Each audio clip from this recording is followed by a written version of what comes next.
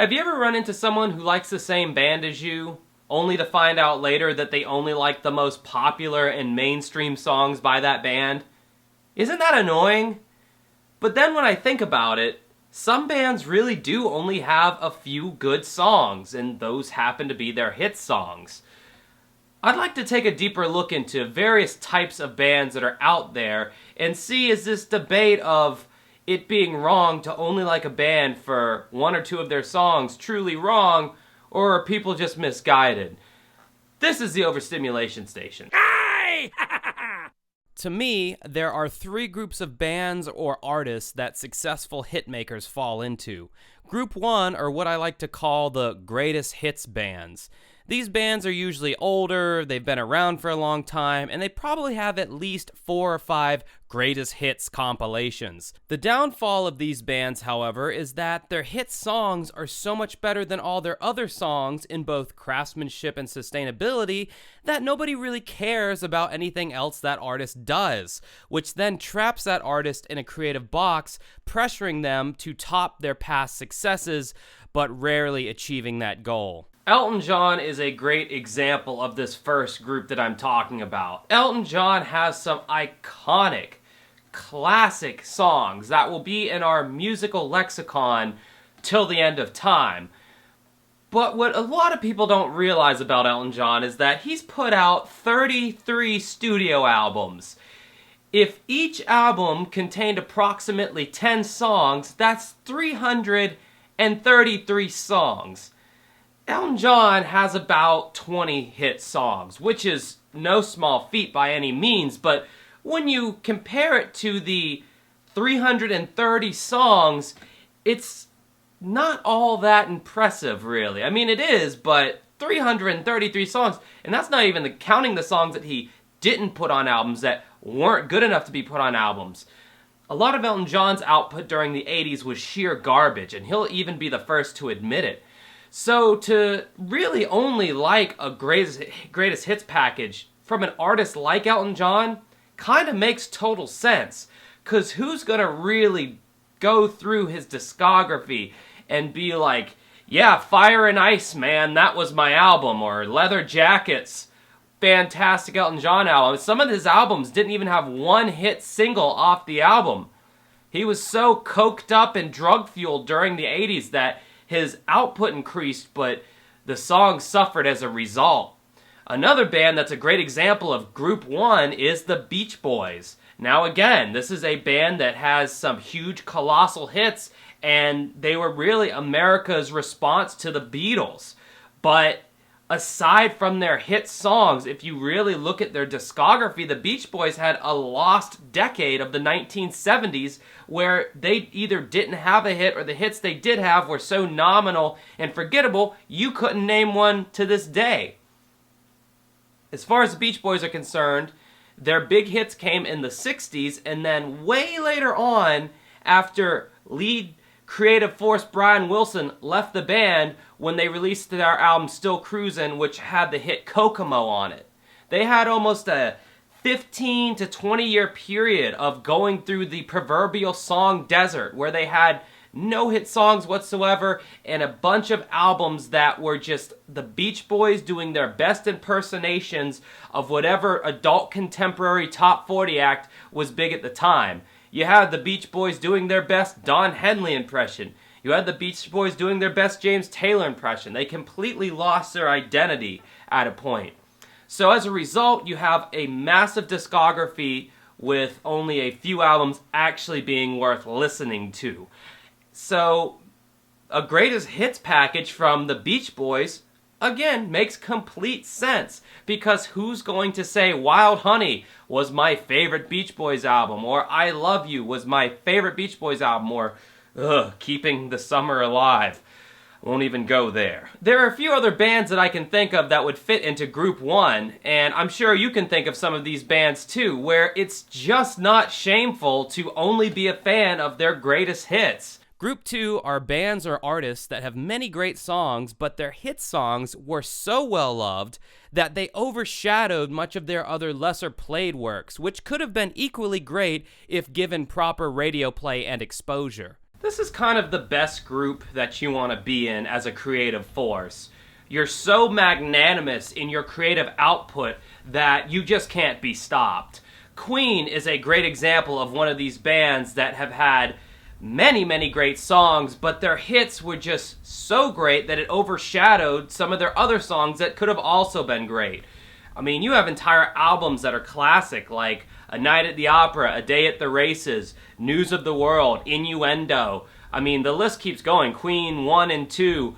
They had so many great songs, but when you have a song like We Will Rock You that became this anthem for all sporting events, when you have an opus like Bohemian Rhapsody that is still to this day played on constant rock and classic rock radio, it's just going to overshadow songs like Death on Two Legs or Seaside Rendezvous or The Prophet Song or Innuendo or, I mean, I could just keep going. There are so many great Queen songs out there. Tie Your Mother Down, that don't get nearly as much love and as much buzz as they should.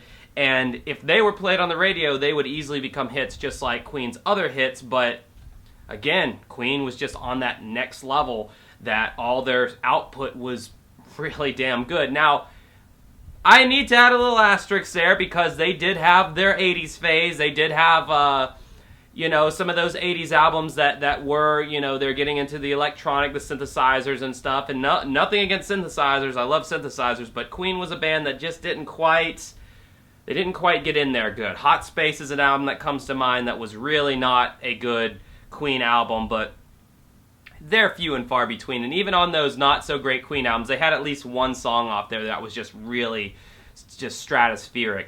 Then you have other bands like Genesis. Genesis is mainly known by most people for their 1986 album Invisible Touch, having the hits In Too Deep, Land of Confusion, and the self-titled track Invisible Touch, being constant radio staples that are played even to this day in shopping malls, grocery stores, and pharmacies. But Genesis, man, I mean, that is such a rich tapestry of music in that band. Phil Collins, Peter Gabriel, Mike Rutherford, who went on to do Mike and the Mechanics.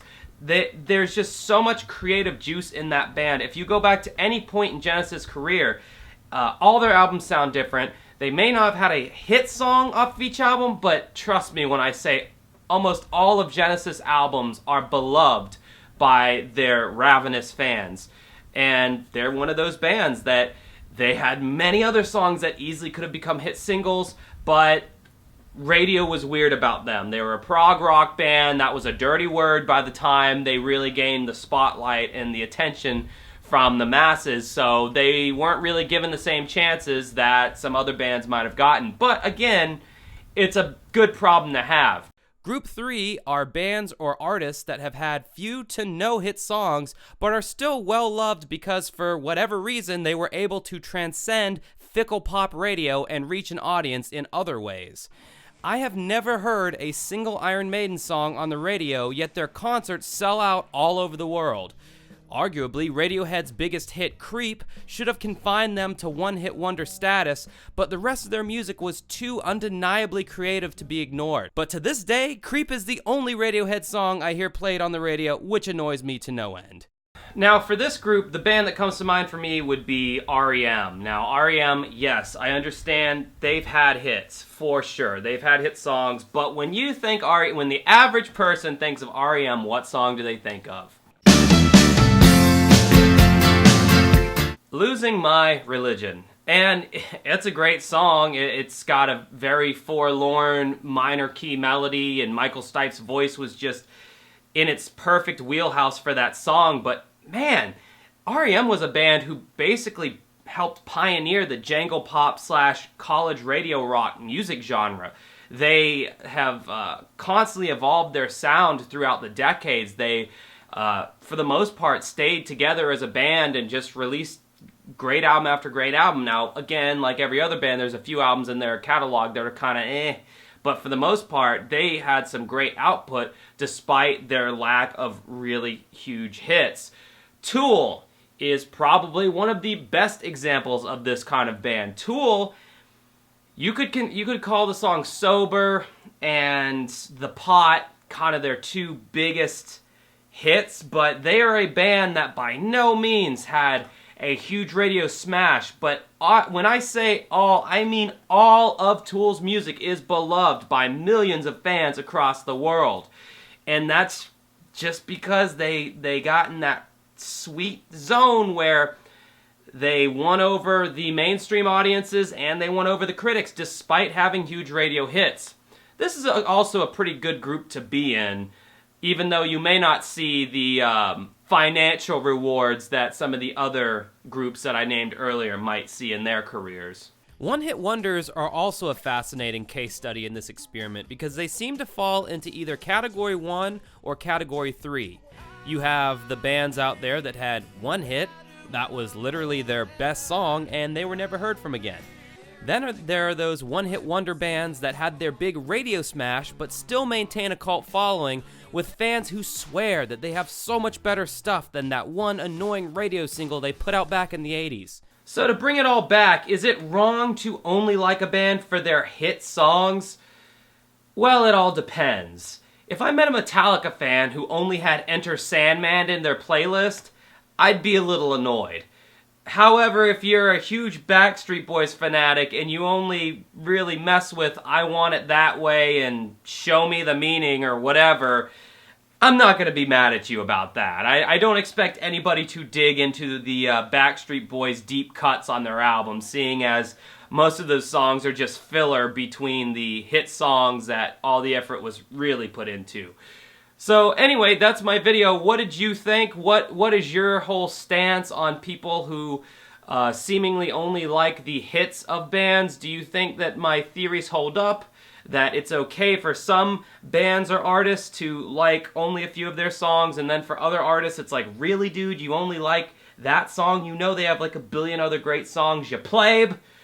Let me know in the comments below what you think about all this so we can have a little discussion going on, and until next time, have a good rest of your night.